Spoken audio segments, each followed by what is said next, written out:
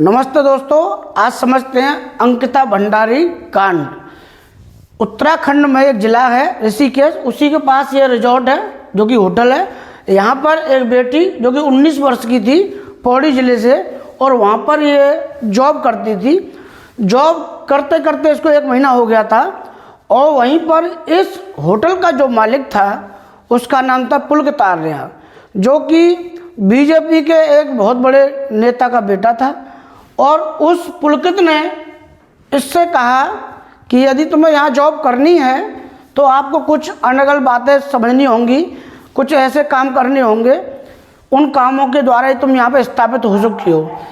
तो काम क्या था? बोला गया कि जो हमारे मेहमान आए हैं उन मेहमानों को आप खुश कर दीजिए, आप उनके साथ एक्स्ट्रा सर्विस का काम कर लीजिए, आपको उसके एवज में 10,000 रुपये की राशि दी जाएगी।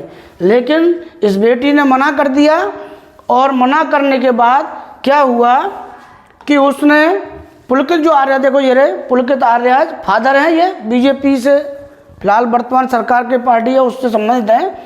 19 वर्षीय अंकिता पौड़ी जिले के यमकेश्वर स्थित बनतारा रिजॉर्ट में रिसेप्शनिस्ट थी। सितंबर 2022 में उनकी हत्या कर दी गई थी और लापता होने के लगभग 1 सप्ताह बाद उनका शव चीला शक्ति नहर के बरामद हुआ था। बाद में पता कैसे चला कि इनका एक मित्र था अंकिता भंडारी जी का, इन्होंने उसको मैसेज कर दिया था कि कुछ यहाँ ऐसी बातें हैं जिनकी वजह से मैं यहाँ जॉब नहीं कर सकती, मुझे एज ए प्रोस्टिट्यूट ये बनाना चाहते हैं और मैं यहाँ पर काम करना नहीं चाहूँगी। तो उस मैसेज ने तब उसका पता चल पाया कि इन लोगों के द्वारा उनकी हत्या हुई। पुलकित जो है ये इनका बेटा है। फिर क्या हुआ, इतना मैसेज इसने कर दिया मित्र को, तो इसने फिर 2 कुत्ते बुलाए, 2 दरिंदे बुलाए, पुलकित ये रहा और इसके साथी ये रहे। इन्होंने मिलकर इस बिटिया को नीचे ढकेल दिया। उसके बाद क्या है कि ये मामला दब गया, कुछ नहीं हुआ। कुछ समय बाद दुष्यंत कुमार, उनकी पत्नी ने एक वीडियो जारी किया।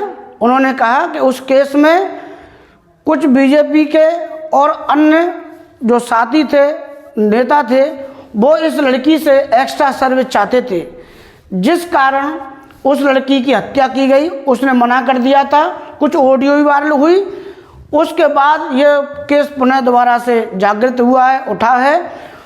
उसी के साथ इस बिटिया के जो माँ बाप हैं वो दर दर भटक रहे हैं न्याय के लिए। एक तो बेटी हाथ से गई, उसके बाद न्याय की कहीं व्यवस्था नहीं है। यकीन मानिए ये तो वो घटना है जो सामने आ गई। मैं ये समझना चाहता हूँ आजकल जो वर्तमान सरकार में बैठे हुए नेता हैं, क्या मानसिकता लेके बैठे, उन्हें क्या चाहिए, क्या एक्स्ट्रा सर्विस चाहिए? उनके घर में बहन बेटी नहीं है क्या? लेकिन फिर भी वो नहीं मानते हैं ऐसी हरकत करे बिना। अगर जांच करा ली जाए पूरे भारत के रिजॉर्टों की तो हो सकता है ऐसे अनगिनत मामले सामने आ जाएंगे। क्या आप समझ रहे हैं? आप ऐसे अनगिनत मामले सामने आ जाएंगे तो क्या हाल होगा? क्या यही है वर्तमान सरकार का बेटी बचाओ बेटी पढ़ाओ अभियान? क्यों?